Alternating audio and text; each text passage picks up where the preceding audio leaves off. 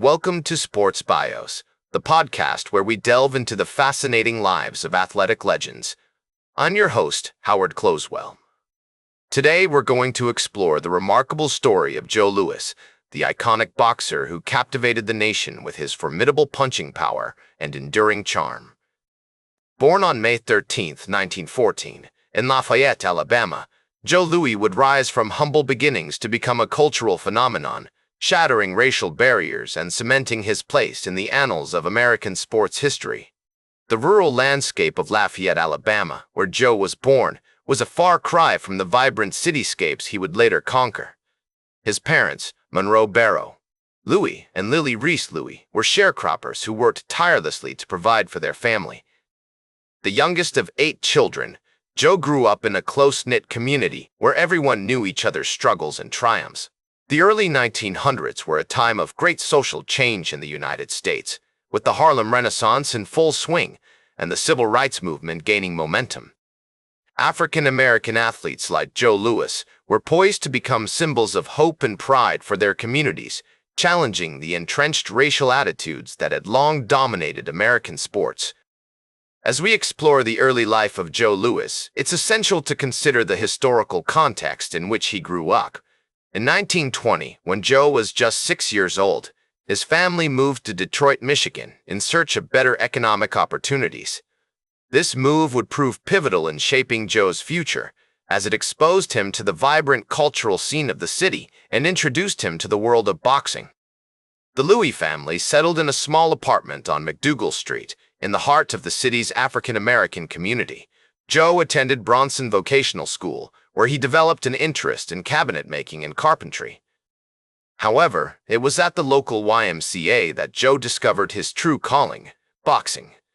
Under the guidance of Coach James E. Johnson, Louis began to hone his skills, quickly demonstrating a natural aptitude for the sport. The YMCA became a sanctuary for Joe, a place where he could escape the hardships of his daily life and focus on his passion for boxing.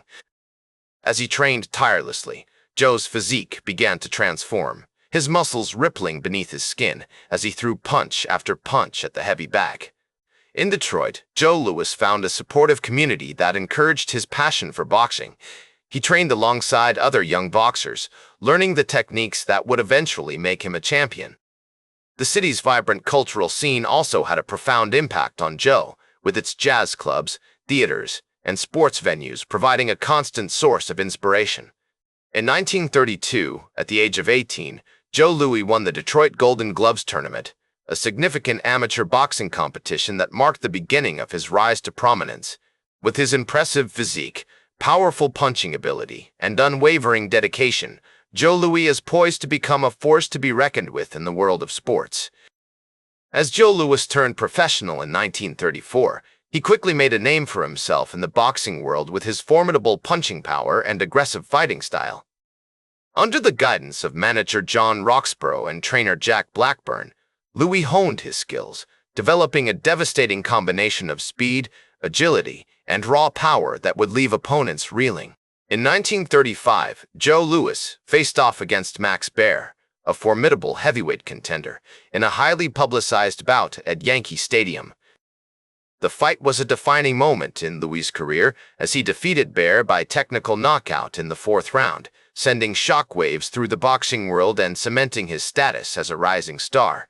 The following year, Louis faced off against Max Schmeling, a German heavyweight champion, in a bout that would become one of the most infamous fights in boxing history. The fight was seen as a symbol of American strength and determination versus Nazi ideology, with Louis representing the hopes and aspirations of the African-American community. Although Louis lost the fight by knockout in the 12th round, he would later avenge this defeat in a 1938 rematch, knocking out Schmeling in just 2 minutes and 4 seconds. The 1930s were a pivotal time for Joe Louis, as he rose to become one of the most popular and respected boxers of his era. With his impressive physique, charismatic personality, and unwavering dedication to his craft, Louis became a beloved figure in American sports, transcending racial barriers and inspiring countless fans across the country. In 1937, Joe Louis faced off against James J. Braddock for the heavyweight championship of the world. winning by knockout in the 8th round and becoming the first African American to hold the title since Jack Johnson in 1910. This victory marked a major milestone in Louis' career, as he became an international sensation and a symbol of hope for the African American community. Throughout his career, Joe Louis was known for his intense training regimens, which included rigorous physical conditioning, technical drills, and mental preparation.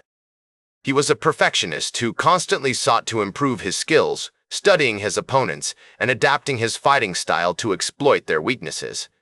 With his impressive record of 68 wins and 3 losses, Louis would go on to become one of the most successful boxers of all time, defending his title an unprecedented 25 times before retiring in 1949.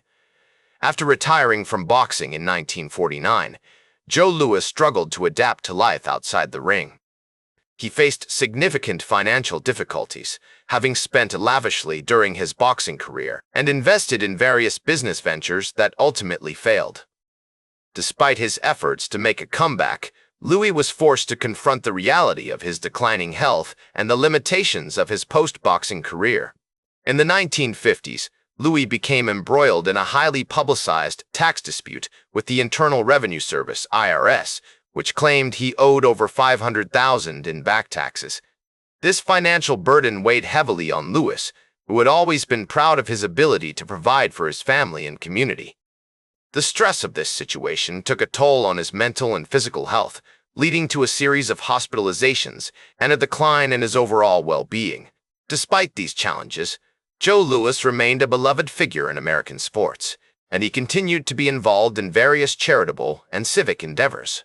In the 1960s, Louis's health began to decline more rapidly, and he was diagnosed with a range of ailments, including diabetes, high blood pressure, and heart disease.